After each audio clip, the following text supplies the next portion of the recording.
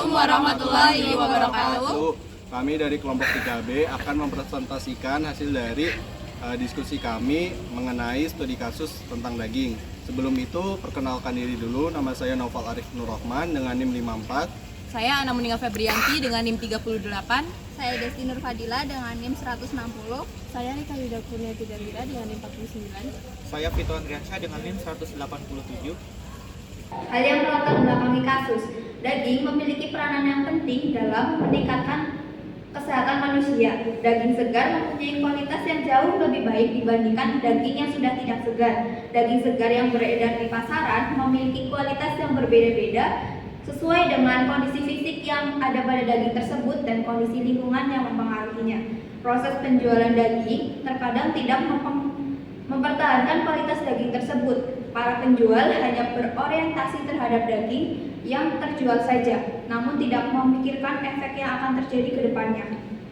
Penjualan daging harus mempertahankan kualitas daging yang akan dijual.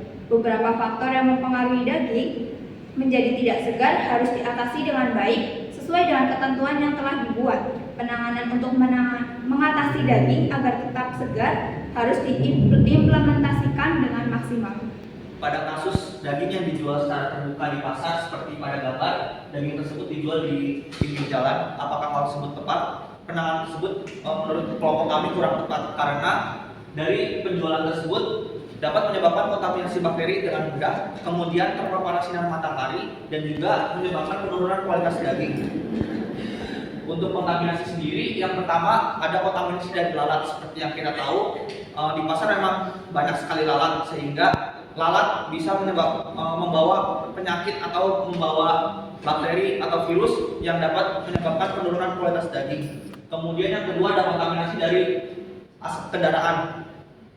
Aktivitas lalu lalang kendaraan di area pasar menyebabkan kontaminasi logam berat berupa timbal yang timbul dari asap kendaraan. Kemudian yang ketiga ada kontaminasi dari keringat pedagang karena suhu di area pasar yang terbuka itu cukup panas pada pagi menjelang siang menyebabkan adanya keringat yang dapat mengontaminasi daging. Untuk yang kedua itu ada paparan sinar matahari. Daging yang dijual secara terbuka di pasar menyebabkan daging menjadi kering dan juga menurunkan tingkat juiceness dari daging tersebut. Dan yang ketiga ada penurunan kualitas daging. Daging yang dijual secara terbuka itu menyebabkan penurunan secara kualitas baik yang dapat dilihat secara langsung maupun yang tidak dapat dilihat secara langsung atau harus dicoba dengan pengujian.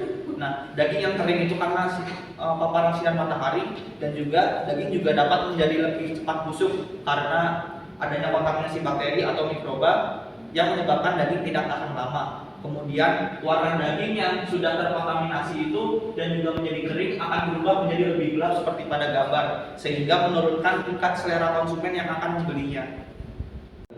Selanjutnya ada karakteristik daging. Daging yang segar ini memiliki warna yang merah cerah, berbau khas daging, kemudian bertekstur kuat dan kenyal serta tidak berbau tengik. Hal tersebut sesuai dengan pernyataan Asti Nurul et al. Bahwa cara manual yang dapat dilakukan untuk membedakan daging segar dan daging kurang segar adalah dengan mengamati warna dan tekstur daging. Kemudian di dalam daging ini terdapat berbagai macam komposisi bahan kimia, salah satunya yaitu ada air dan protein.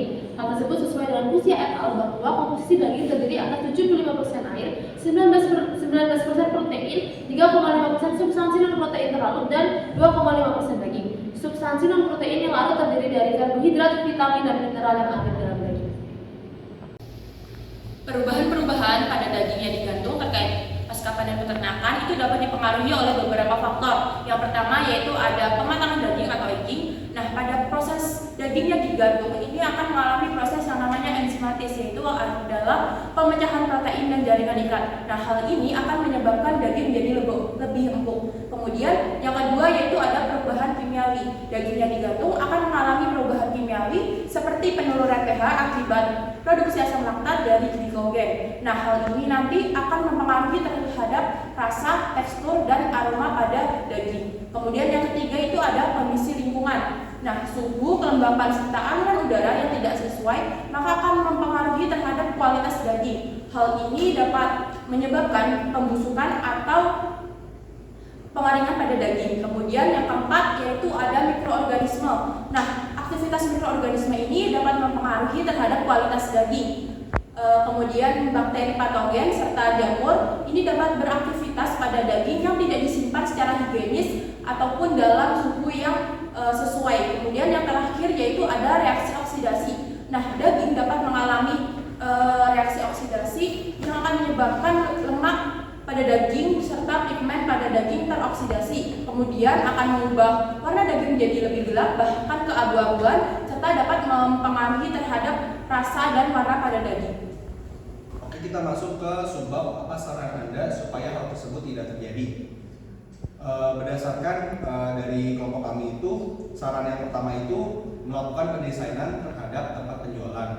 Pendesainan ini dilakukan agar tempat penjualan itu dilapisi dengan kaca ataupun dengan plastik sehingga bakteri atau debu itu tidak dapat terkontaminasi secara langsung pada daging.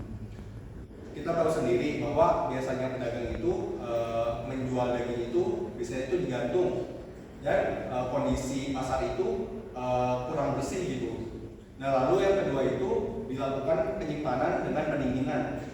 Penyimpanan dengan pendinginan itu akan menurunkan suhu dari daging sehingga aktivitas dari bakteri ataupun jamur tidak akan bisa berkembang di daging tersebut. Yang ketiga itu melakukan sosialisasi. Melakukan sosialisasi itu kepada masyarakat karena kita mahasiswa peternakan itu telah dibekali ilmu untuk bisa menerapkannya itu secara langsung kepada masyarakat. Sosialisasi itu terkait dengan aspek asuh juga karena kita memberikan hal-hal yang sifatnya yang benar dan kita terapkannya itu kepada masyarakat. Lalu pengemasan itu sebagai daya tarik kepada pembeli.